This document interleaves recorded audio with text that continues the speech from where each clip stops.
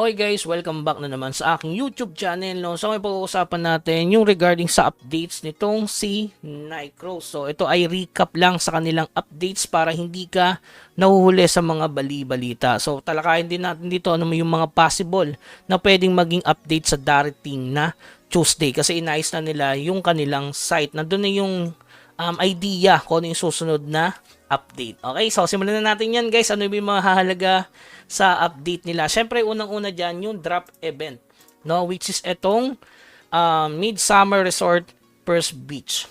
Okay, dito sa lower floor lang tayo, tas mag-archer kayo guys. Ito lang naman kasi yung drop dyan.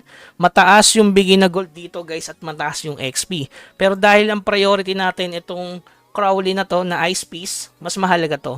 So goods na dyan kung makaka-farm ka ng 400 to 600 lalo na kung nag-archer mode ka. Mas mabilis yung farming niya. So kapag okay na yung 400 daily dito. Syempre unahin mong priority dyan ito. Yan, epic scroll, lalo na sa mga alt, pwede yung makapag-craft ng isang epic item. So instant 1k dahil sagad yun guys. Syempre, ang sa akin guys, ito ipapalit ko dyan. Rip Higher Tome. Tapos itong mga weekly na to. Pero sa totoo lang, maganda kung lahat. No, kung trip mo lahat, kaya naman yan. Basta nakaka-farm ka ng 600. Minsan kasi 400 eh. Doon lang tayo sa mga weekly na kailangan unahin. Halimbawa, ito. Yan, pwede ka na magpalit nito. Okay? So, baka lang kasi may update or maganda yung update sa Tuesday ni Nycros. Kaya, mas maganda kung makukuha na natin agad to. Kasi instant epic to. Okay? So, 400 to 600, napaka-goods na yan. Yung sosobra dyan, pwede mo ipalit kasi dito.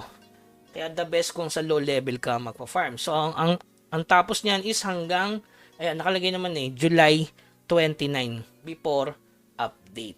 Okay, so yan ang pinakamahalaga. Pangalawa, syempre, yung Ice Cream Yummy. So, yung Ice Cream Yummy, nandito naman kung saan siya napupulot. Ayan, an item that can be obtained by defeating all monster, di ba? Within Kill the Bat 2 tsaka yung 3. Yung Volcanic Field tsaka Kill the Bat of Chaos. Tapos nakakapulot din sa Eerie Rock Sanctuary. Tapos pwede rin makuha sa Clearing Guild Dungeon and Party Dungeon. So kung makapapansin nyo, meron dito na niran namin is only yung advance. Kasi hindi kaya yung superior. Sayang to guys, napakahirap i-farm nito. So tinry ko sa Eerie, 3 hours 12 pieces lang. Kaya mahalaga to, 20 pieces. So hanggang din yan guys sa July 29. So ibig sabihin, doon lang sa Party Dungeon, sa Guild Dungeon may 20. Tsaka sa Tiarak meron din. Kung tapos nyo yung Tiarak na beginner, okay din siya.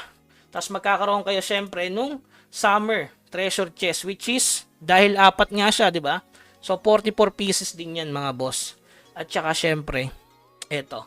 So bali 88 summon nata kasi nga 4 weeks mo siya matatapos. So bali 88 na weapon style and mount and 88 element extraction. Kaya ang advance muna yung tinakil namin kasi sayang naman yung summon.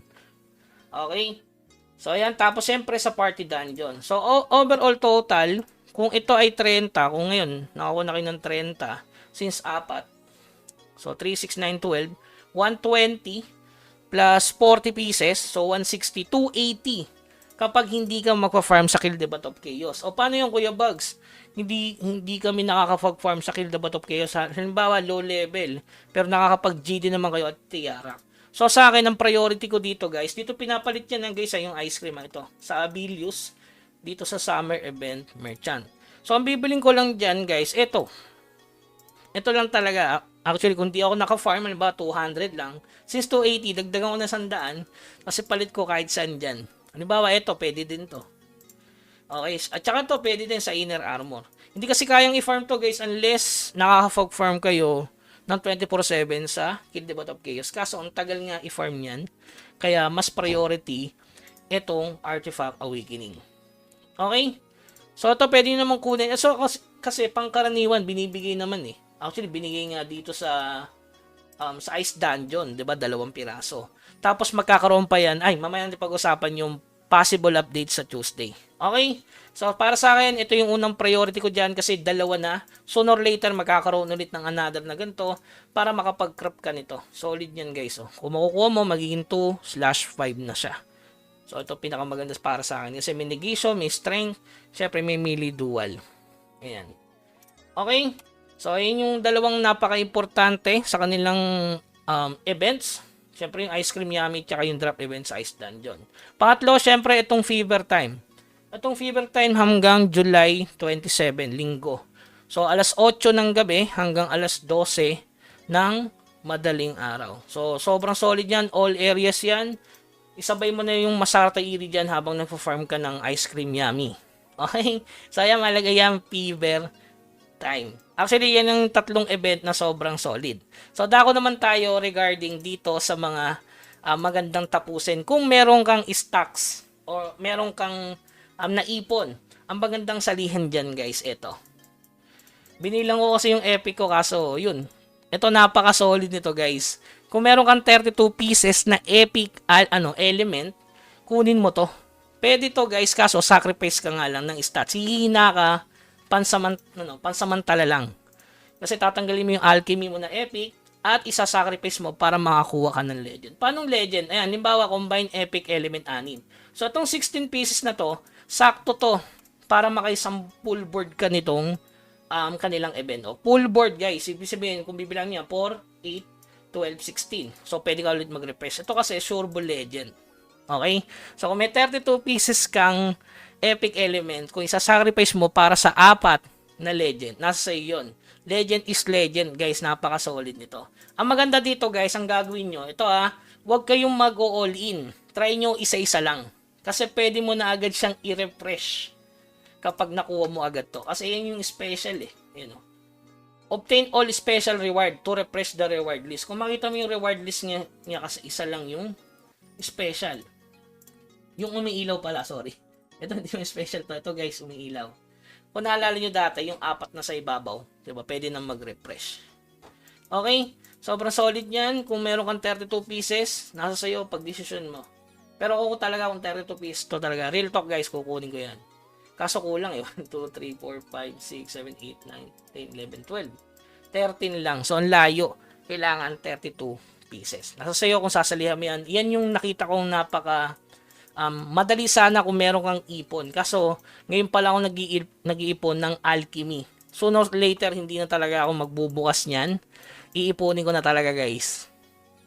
Real talk, iipunin ko na yan para sa susunod na event. So, yan, guys. Klaro lang natin, maganda yan mag-ipon ka ng mga summon. Siyempre, weapon style, ganun din para makadali ka ng legendary. Okay? So, ngayon, dako na tayo sa mga possible na pwedeng maging update nito sa Tuesday. So, ano yun? Drop event ulit. Kasi sa core, meron drop event sa field. Yung Trias naman, guys. Kung meron sa Kill the Bat of Chaos, magkakaroon din sa field. Sa tingin ko, guys, yung kulay brown na Ice Cream Yummy. Kung ito is kulay pink ba to? Yan, kulay pink. So, magkakaroon din ng kulay brown. Sa Trias naman yun, guys. Tapos, syempre, yung Clemens. Alam nyo na yung Clemens. Weapon style yan. Or is either na weapon style or alchemy. Nakalagay na yun sa kanilang site, guys. Naka-post na rin na yun yung magiging Clemens by 2nd week or 3rd week. Abangan natin yan. Okay?